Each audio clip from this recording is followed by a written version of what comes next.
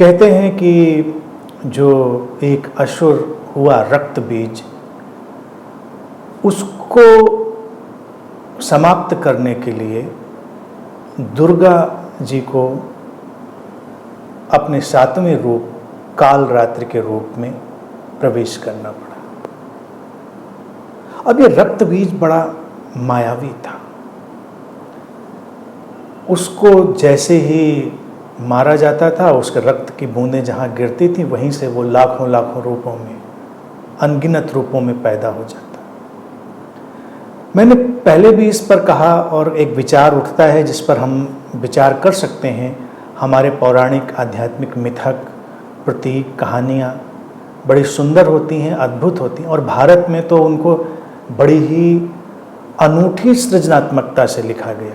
मतलब वो कहानियाँ ऐसी नहीं कि कोई जड़ता कट्टर वाली कहानियाँ कि ऐसा ही है। आज तक हम उन कहानियों के अनेक अनेक परतों को उघाड़ सकते हैं, उनमें छुपे हुए अर्थों को निकाल सकते हैं। ये अपने भारतीय दर्शन की ही विशेषता है कि किसी भी कहानी को इतना कट्टर नहीं बनाया जाता है कि इसका यही मतलब है। लेकिन मैं जब इस कहानी पर आज के परिप्रेक्ष्य में देखता हूँ तो मुझे लगता है कि कहीं ऐसा तो नहीं है, कहीं अतीत में भारत ने किसी ऐसी आपदा को अनुभव किया हो जिसको हम आज इस महामारी को अनुभव कर रहे हैं, और उस पर अपनी आंतरिक शक्तियों के माध्यम से विजय पाई हो। आंतरिक शक्तियाँ अर्थात बहुत सारी बातें उसमें शामिल हो जाती हैं। शरीर मन तो है ही है, शरीर की जो शक्ति है, प्रतिरक्षा शक्ति है, वो भी उसमें शामिल है, और मन की आंतरिक शक्तियाँ, हमारी आध्यात्मिक शांति की और स्थिरता की शक्तियाँ। तो इन सबका कोई ऐसा रूप हो सकता है कहीं रहा हो, और फिर ऋषियों ने बड़ी सृजनात्मकता से, क्रिएटिविटी से इस कहानी को रचा।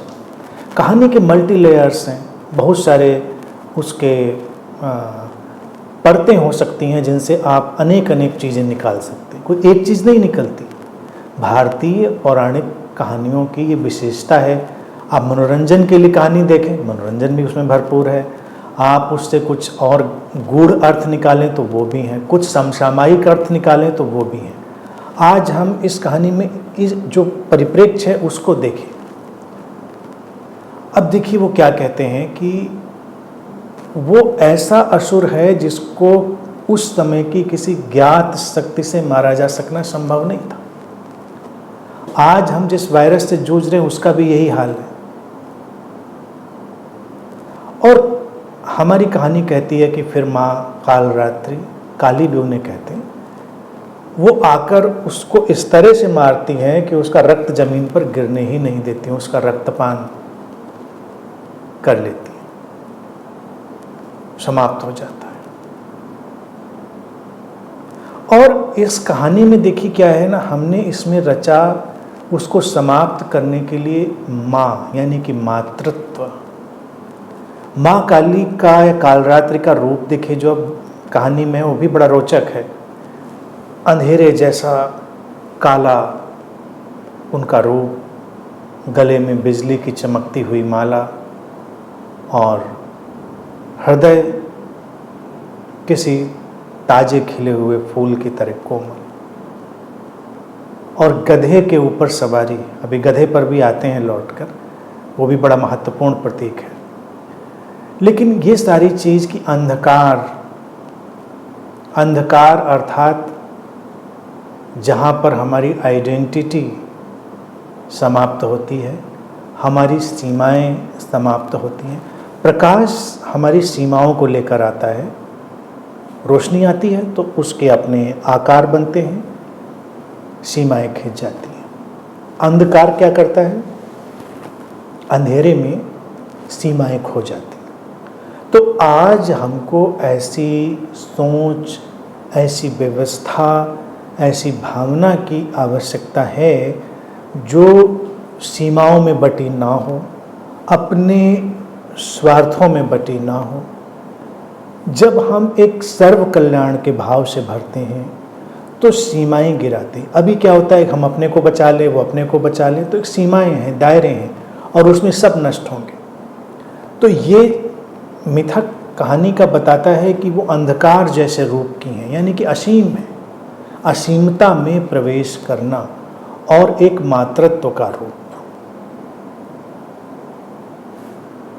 दुश्मनी नहीं, जैसे हमने पिछली बार भी कहा था कि वायरस, हमने उसको कहा कोर प्यार से, जैसे आप अपने पेट का नाम दे देते हैं, उसको समाप्त भी किया तो करुणापूर्वक, और रक्तपान किया।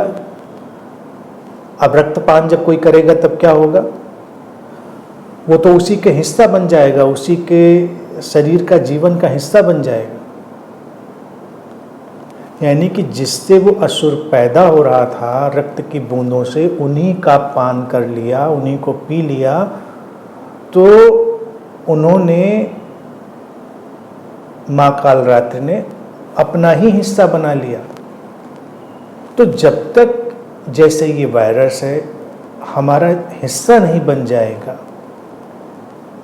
और सह अस्तित्व में नहीं चला जाएगा, वो समाप्त नहीं होगा। इसीलिए उसके प्रति करुणापूर्ण, दुश्मनी नहीं, करुणापूर्ण अपना काम करिए। इसीलिए उसमें युद्ध भी दिखाया कि वो युद्ध चल रहा है, उसको सहला, पुचकार पुचकार के उन्होंने उसका गला नहीं काटा है, उसको तो उन्होंने, युद्ध है, भयावह युद्ध है, लेकिन वो मातृत्व का रूप है, सक्रियता है। सक्रियता हमारे क्रियाओं में होनी ही पड़ती है, एक ये चीज़। और इसलिए मुझे लगता है कि कहीं अतीत में ऐसी चीज़ गुजरी हो, कोई आपदा, महामारी, जिसको देखकर भारत में कहानी लिखी हो, उसमें ये गधे की सवारी भी आ जाती है। अब गधा, कभी उस पर सोचा नहीं होगा कि गधे की सवारी क्यों बनाई। गधे के देखिए बहुत सारे गुण हैं, उन गुणों पर हम आए इसके पहले एक गुण और समझें। अभी भारत में पिछले साल से इस पर काम शुरू हुआ है, मुझे लगता है कि एक जो फीमेल गधा है, यानी गधी, उसकी डेयरी खोली जा रही है, उस वैज्ञानिक शोध करके, और वो जो दूध है वो औषधि के रूप में और कई चीज़ों में उपयोग में लाया जाएगा। 1 लीटर दूध मैंने पढ़ा था कि तकरीबन 7,000 रुपये के करीब आएगा। उसको 2,000 तक लाने की कोशिश करेगी वो जो सरकारी व्यवस्था जो भी है, लेकिन वो ऐसे उसकी लागत उसको प्रोसेस करने के बाद 7,000 रुपये तक आएगी। और उस दूध की जो सबसे बड़ी जो औषधीय विशेषता है वो है हमारी इम्यूनिटी को बढ़ाना। तो ये शोध में पाया गया कि जो गधी है उसका दूध है, उसमें कुछ ऐसे तत्व हैं, गुण हैं, जो मनुष्य की प्रतिरक्षा तंत्र को, इम्यून सिस्टम को बहुत सशक्त बनाते हैं। तो वहाँ से कुछ दवाइयाँ भी बनाई जाएंगी, कुछ औषधियाँ, और उसको किसी अल्टरनेटिव फूड प्रोडक्ट की तरह भी इस्तेमाल करेंगे। ये सब व्यवस्थाएं चल रही हैं, और ब्यूटी प्रोडक्ट की तरह से भी उसका इस्तेमाल होगा, क्योंकि उसमें कुछ ऐसे एंटीऑक्सीडेंट और ऐसे कई केमिकल्स पाए गए हैं जो हमारी स्किन को और हमारे लॉन्गेविटी को बहुत प्रभावित करते हैं। तो ये सब काम चल रहा है। तो जब मैंने ये चीज़ पढ़ी और मुझे लगा कि इम्यूनिटी का मसला आ गया यहाँ पर, तो और आज की समस्या में भी हमारा जो सारा मसला है वो इम्यूनिटी का ही है कि इम्यूनिटी पैदा करो, इम्यूनिटी। और हमने वहाँ पर सवारी में गधा दिखा दिया, तो उसमें भी एक पेंच ये वाला शामिल तो है ही है। हो सकता है उस समय के जो मनीषी और ऋषि रहे हों वो जानते हों, जैसे आज हम अब शोध करके इस पर काम करने जा रहे हैं, तो डंकी मिल्क के ऊपर, तो उस समय काम होता रहा हो इस तरह का कुछ। दूसरी चीज़ है गधे की, अगर आप विशेषताएं देखिए, ये उसका मजाक क्यों बनता है वो देखिए। गधे की जो गुणवत्ता है वो धैर्य की, शांति की, अप्रभावित रहने की, अनथक परिश्रम करते रहने की, परिणाम से विमुख, बस ठहरा हुआ शांत, अजीब सी गुणधर्मिता है उसकी। बाकी पशु सब बहुत चंचल हैं, भाग रहे हैं, दौड़ रहे हैं। गधा शांत, बिल्कुल महायोगी की तरह से खड़ा है। मौसम आए जाएं उसके ऊपर फर्क नहीं पड़ता, धैर्यवान है, प्रतीक्षा में है, ठहरा हुआ है। उसकी आंखें देखिए, गधे की आंखों में एक ब्लैंकनेस है, निर्लिप्तता है, कोई लिप्तता नहीं। गधा जैसे हम कुत्ते को जानते हैं, वो भी बड़ा ही वफादार होता है, तो गधा भी कहते हैं बहुत वफादार होता है, अपने मालिक को पहचानता है, उसके साथ रहता है। अब मनुष्य का तो ये है कि भाई सबका उपयोग करना है, तो उसने गधे के धैर्य और ये सब शांति के गुण हैं, इनका उपयोग करो, उसको वजन ढो, लादो, ये काम करो, ये सब बना लिया हमने। इंसान भी अगर ऐसा मिल जाए तो हम उससे भी वही काम लेने लगते हैं। मनुष्य की अपनी फितरत है, लेकिन गधे की अपनी गुणधर्मिता है।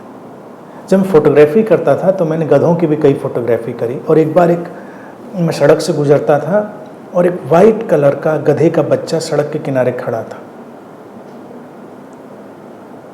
उसको मैंने क्लिक किया।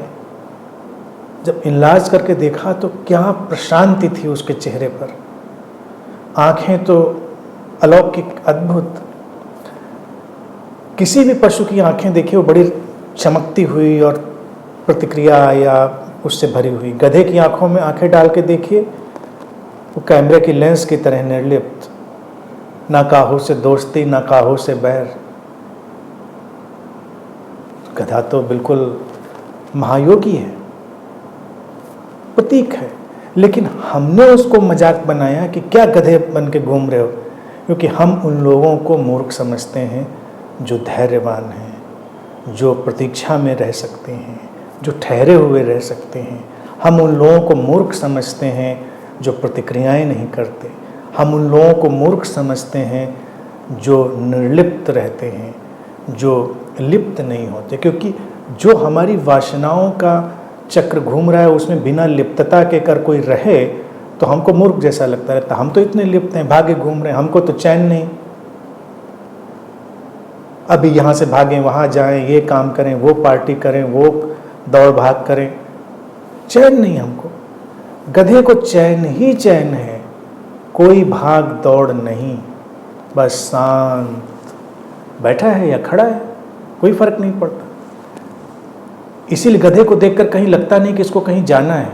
तो इसी तरह से अगर कभी कोई बुद्ध मिल जाए तो लोगों को वो भी मूर्ख लगता है, इसीलिए बुद्ध से शब्द बुद्धू बनाया, और गधा तो गधा था ही, उससे उन्होंने ये वाला निष्कर्ष निकाल लिया, ये बिल्कुल मूर्ख आदमी, इसको कहीं जाना ही नहीं।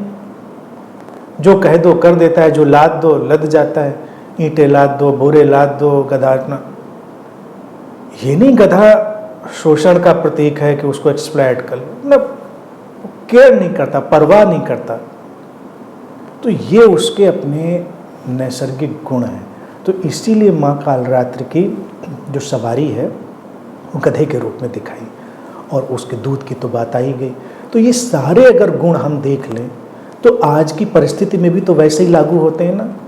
धैर्य रखिए, शांत रहिए, प्रतीक्षा करिए, जल्दबाजी मत करिए, बहुत आपाधापी भाग दौड़ मत करिए, हिरन और खरगोश की तरह कूदते मत घूमिए, इस घर से उस घर, इस मॉल से उस मॉल, इस शॉप से उस शॉप। थोड़ा गधे की तरह घर में रहिए शांति से।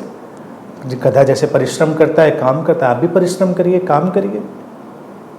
तो आज के दौर से मुक्ति पाने के लिए थोड़ा गधा होना भी जरूरी है, नॉट इन नेगेटिव सेंस, ये बहुत ही क्रिएटिव और पॉजिटिव स्पिरिचुअल सेंस है, बहुत ही सकारात्मक।